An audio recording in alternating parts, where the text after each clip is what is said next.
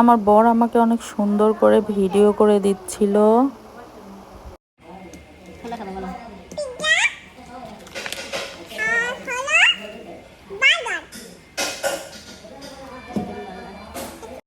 Hello বন্ধুরা, আজকে আমরা কি খেতে যাব? ফারহা, কি খেতে যাব আমরা? Burger, pizza.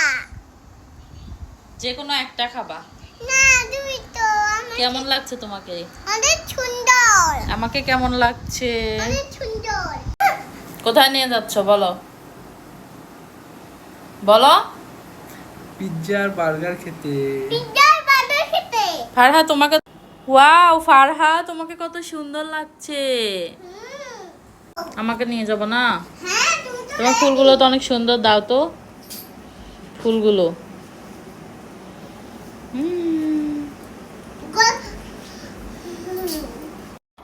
অবশেষে আমরা চলে আসলাম জলঢাকার বিখ্যাত একটা রেস্টুরেন্টে। এখানে এসে আমার মেয়ের খুশি যেন আর ধরছিলই না।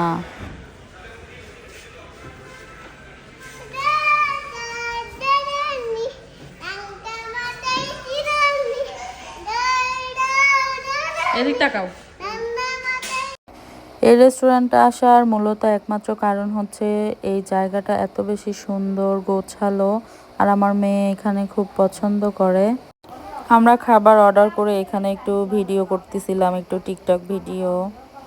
তো কেমন লাগতেছে জায়গাটা অবশ্যই কমেন্ট করে জানাবেন। আর নীলফামারীর জলঢাকার যদি কেউ থাকেন তাহলে অবশ্যই এখানে আসবেন। প্রথমত বলেছিলাম যে আমার মেয়ে এখানে আসে এই একটা কারণেই, যে এই দোলনাটা ওর খুব পছন্দের, আর এখানে আসলে ও শুধু এখানেই বসে থাকবে। দেখুন রেস্টুরেন্টটা এত বেশি সুন্দর, এই পাশ থেকে দেখায়, দেখুন এত সুন্দর ডেকোরেটর। ওই পাশে আমার হাজব্যান্ড আর আমার মেয়ে খেলতেছে।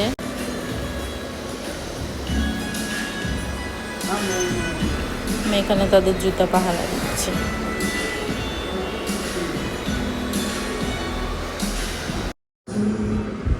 মাম্মা, তোমার খাবার চলে এসেছে। কি খাবা তুমি? বার্গার, এই যে সবজি ভাত। আমাকে একটু দিবা? হ্যাঁ, আমারটা এটা এমন কেমন হলো? কেমন হলো? দেখো কাটি দিয়েছি। পরে খাই, ওটা কেটে কেটে খাওয়া লাগবে। এখানে সে আমাকে পরম যত্ন সহকারে খাইয়ে দিচ্ছিল। তো বাসায় এরকম করে আমার যখন খাওয়ার ইচ্ছা করে না, সে খাইয়ে দেয়। ভাবলাম এখানে একটু খাই, আমি তাকে রেখে চলে যাব এতদিনের জন্য। খাও, খাও মা, খাও।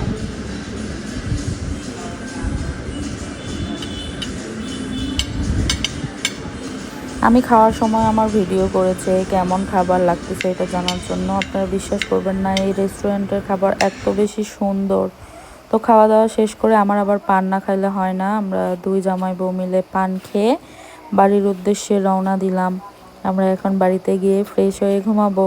কেমন লাগলো আমার ব্লগটা অবশ্যই কমেন্ট করে জানাবেন। নেক্সট কোনো ব্লগ নিয়ে হাজির হব। আল্লাহ হাফেজ।